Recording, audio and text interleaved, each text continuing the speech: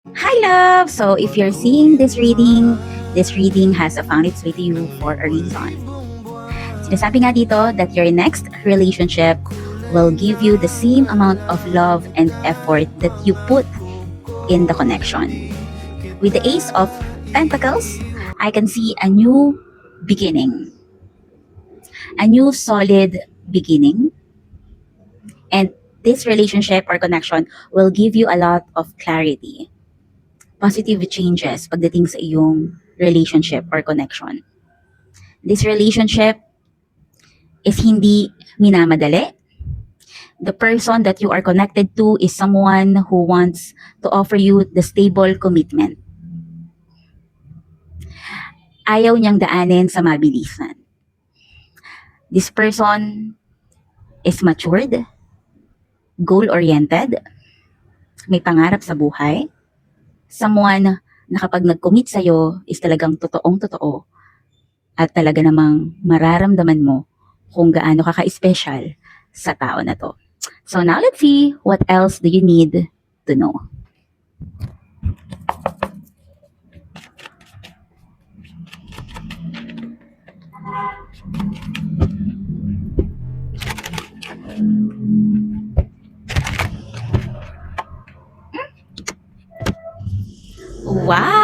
Wow. So you have here the Eight of Pentacles, the Hanged Man, and the Devil card. Okay. So you know what? This person is really hardworking. At alam mo ba, mukhang nakikita rin ng tao na to na ganong klaseng tao ka din. You are also a hardworking person. You are very focused on your career. You are loyal kapag ikaw naman ay nasa isang relationship. Kapag ikaw ay nasa isang relationship, talaga namang nagpo-focus ka lang sa isang tao. Hindi ka mabilis na ma-persuade ng iba. Gusto mo yung talagang pangmatagalan, pang seryosohan, yung talaga namang magko-commit talaga sa iyo na totoo, yung talagang may growth sa relationship. And so nakikita ko, your next relationship is someone who embody the energy of the Eight of Pentacles. This could be an earth sign, or it doesn't have to be, okay? It doesn't have to be. Maaring yung energy na yon is meron siyang mga katangian na ganun. This person might be working from a long distance.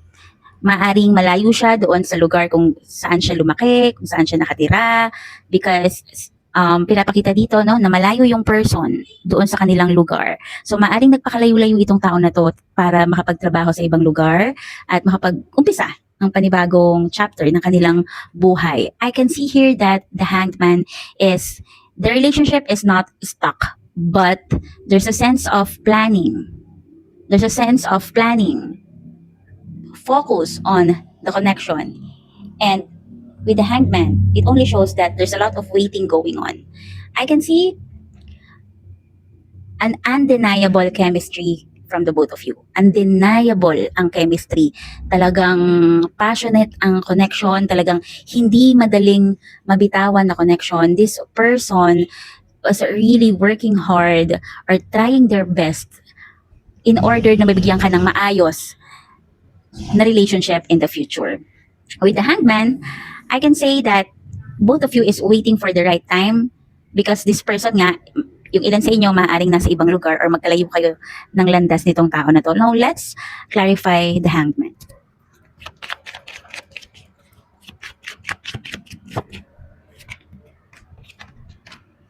Wow. So, you got here the Tower card and the Ace of Wands. Alright. I can see here that binago ninyong dalawa ang isa't isa. May part sa tao na to na binago mo. May part sa tao na to na talagang challenge mo siya na umalis sa comfort zone niya.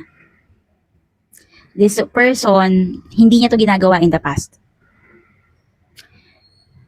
In the past, takot siyang mag-take ng risk. But simula nung nakilala ka niya, at nangyari itong connection na to, talagang this person, sinabi niya sa sarili na, binago mo ang buhay niya. Both of you, binago niyo ang isa't isa. And I can see na kapag nagtagpo ang landas ninyo, mukhang hindi na makakabalik sa dati. Panibagong chapter na to. Hindi na talaga yung ordinaryong relationship lang. Talagang totohanan. Talagang ito na yon. Sa hirap at ginhawa. sa sarap at sa dusa. Talagang binago nyo ang isa't isa. This relationship, hindi ito basta-bastang relationship lang for the both of you, para sa tao na to. Hindi ito yung relationship lang na basta-basta, na mabilis niyang aayawan, na mabilis niyang aalisan.